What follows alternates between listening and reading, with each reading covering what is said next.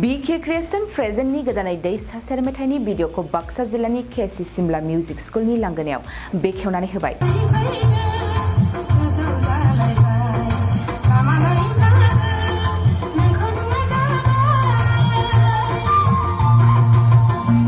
मुंदांखा मेथाइ रोजाबगिरि सुलेखा बसुमतारिया गिबियाव असमिया रावाव कनिन्द्र कुमार नाथ बिथाङा जिया हुथिर फार' मुंजों मेथाइखौ लिरनानै मुंदांखा मेथाइ रोजाबगिरि गायत्री हाजरिकाखौ रोजाबहोनानै दिहुनजेननाय जादोंमोन।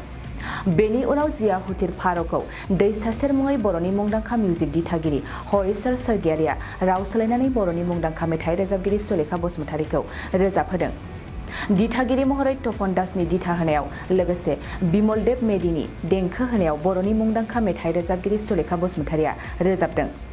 लोगोसे दै सासेर मेथाइनि भिडिअआव अभिजित बर्मननि दिथा होनायाव आरो अन्जन डेका करिय'ग्राफ खालामनायाव फाव खालामदों अर्नब अयान लिया बरा बिथांमोना। बे मेथाइनि शुटिंखौ दुमानि साहा बागाननि साखाथि फाखाथि आरो गुवाहाटी टाउननि साखाथि फाखाथि ओनसोलाव लानाय जादों।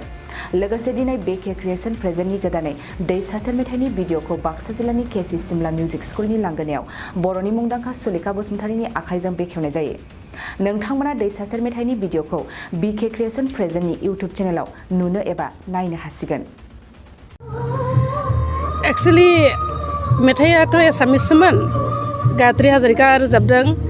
दा गायत्री हाजरिकाया ओरैबायदि मोजां रोजाबखायो। बेनि सायाव बर'खौ दानस्लायना होनाया हरिचर स्वर्गियारि। एसामिसजों बर'खौ दानस्लायनायाव गोरोबहोनोबो खोब कठिन। आरो आं जे रोजाबदों जाय मानसिया बे मेथाइखौ माने टिउन होदों खोब गोब्राब टिउन होदों आंनि थाखाय गोब्राब माने मा आं दिनैसिम बेबायदि स्टाइलनि मेथाइखौ आं खनाखै। माने जोंनि बर'फोरनिया जोंनि गावबागावनि एसे ट्रेडिसनेल माबाफ्रा हाबोथ' सुरफ्रा देंखोफ्रा हाबनानै थायोथ'। बेनिखायनो आं एक्चुअलि बिराद मोजां मोनदों आरोखि मेथाइखौ रोजाबनो मोननानै। गोदान हारियाव गोबां नोंथाङा बिहोमा होबाय मेथाइनि गेजेरजों दिनैसिम बेसेबांसो मेथाइ खनखो होनना फोरमायगोन आब'आ? बेखौ आङो गोदोनिफ्राय बारा हिसाब सानबोआखै। अब्लाबो आंहा मोनसे थुलमुल हिसाब दङ। दासिम माने नैबे आङो माबासिम माने नों बुंनो थाङोब्ला जोङो 85निफ्राय रेकर्डिं जिनिसखौ खालामजेनदों। खिन्थु बिनि सिगां आं 79निफ्राय आं रेडिअ'आव खनदों। बेफोरनिफ्राय लानानै दिनैसिमबो आङो 1100सो जाबाय आरो दासिमबो रोजाबबाय थादों। माने दोंसे दोंनै बे नैबे 23 सनावबो रोजाबबाय थानायानो जादों आरो दोंफा दोंनै। थारैनो नैबे दिनैनि रिलिज होनाय मेथाइआ मोसानाया गुबुन हारिनि गाननाय जोमनायजों जादों आरो नैबे मेथाइखौ बर' रावजों आरो नोंथाङा बेखौ गोरोबनाय मोन्दों ना मोनाखै? जिनिसा फिउजन हिसाबैसो बानायनाय जादों खोमा। जाय बानायदों जाय दिहुनदों दिहुनगिरिनिसो गोसोसै बे। आं बेखौ बारा मोजाङै गोथौयै बुंनो हाला। मेथाइखौ आंखौ रोजाबदों आरो रोजाबहोदों। रोजाबनाय समावथ' आङो रोजाबदों। दा बेहाय मा जागोन भिडिअ'आ माबायदि जागोन बेखौ आंहा जेबो आइडिया गैया। ओमफ्राय दा बिथांमोना मा साननानै बानायदों हयथ' बोरैबा नायोब्ला गोरोबदों बोरैबा नायोब्ला गोरोबाखै बिदि आरो। मोननै जिनिसा गोरोबनायाव गाननाय जोमनायनिबो खोथा थायो, माखासे बाथ्रा बाहायनायनिबो खोथा थायो। खिन्थु मोनसे मोजां खोथा मा एसामिस माबायावबो मेथाइआवबो बिसोरो सिगांनि खरासखौ बर'खौनो होदों। खिन्थु बर'खौनो होदों।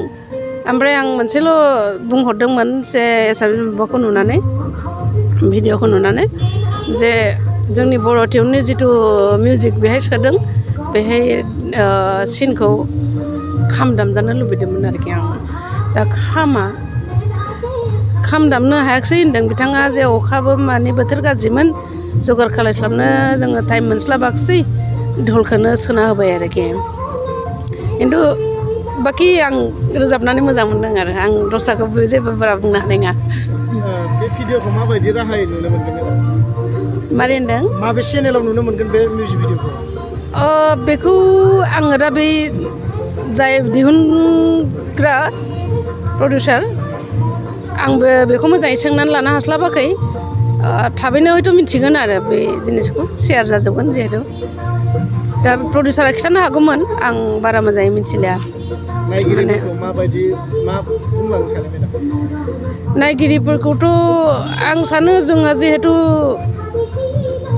कालसारनि मानसि बा बिदि मिउजिकनि मानसि देंखो आरो हारसा बर' दस्रा गुबुन हारि बिदिखौ बासिया नालाय ओंखायनो आंबो बासिया रायजोफोराबो दा बासिथों अननानै बयबो बजबनानै लायोबा मोजां मोनगोन आरो मानो होनबा मिउजिक जिनिसा दामग्रा देग्रा जिनिसनिफ्राय आरम्भ खालायनानै बेफोरथ' गुबुननि बर'नि हारिनि बिदिथ' नाम लिरनाय थाया जायखिजाया जेरै दामो जेरै गोमो जेरै मानसिया जेरै दामगोन बेबायदिनो गोमगोन दा बर'आव दामोब्ला बर' बायदि गोमगोन एसामिसाव दामोब्ला एसामिस बायदि गोमगोन बेबायदि जिहेथु इन्सट्रुमेन्टफ्राबो तफात लाया राव गैया जिउ गैयाबाबो जोंनि रायजो राजाखौबो बिदिनो तफात लायाबालानो माने आङो अनसायनानै लागोन होननानै मिजिंथियो आरो 2023-24 सोलोंथाइ बोसोरनि थाखाय गोदान मुं थिसननाय लानानै फैदों बड'लेण्ड एकाडेमि सिनियर सेकेन्डारि फरायसालिया क'क्राझार जिल्लानि तिनिआलियाव थानाय बर' बिजोंनि बड'लेण्ड एकाडेमि सिनियर सेकेन्डारि फरायसालिया दायो केजिनिफ्राय 9 थाखोसिमनि गोदान मुं थिसननायखौ लागासिनो बड'लेण्ड एकाडेमि सिनियर सेकेन्डारि फरायसालियाव गुन गोनां सोलोंथाइ होनायजों लोगोसेयैनो नोंथांमोना बे फरायसालियाव थानाय जानायनि हस्टेल खाबुखौ मोननो हागोन बेजों लोगोसेयैनो बे फरायसालियाव एक्सट्रा टिउसन आरो इंलिश स्पिकिं कर्सखौबो फरायसाफोरनो होनाय जायो गोसो गोनां फरायसाफोरा मुं थिसननायखौ बाङाय बेसेनावनो मोननो हागोन बेनिखायनो बड'लेण्ड एकाडेमि सिनियर सेकेन्डारि फरायसालियाव फरायसा एबा नोंथांमोनहा मुं थिसननायनि बागै मिन्थिनोब्ला नैबे मबाइल नम्बर 9101488399 नङाब्ला थोंजों फरायसालियाव थांनानै खौरां लाहैनो हागोन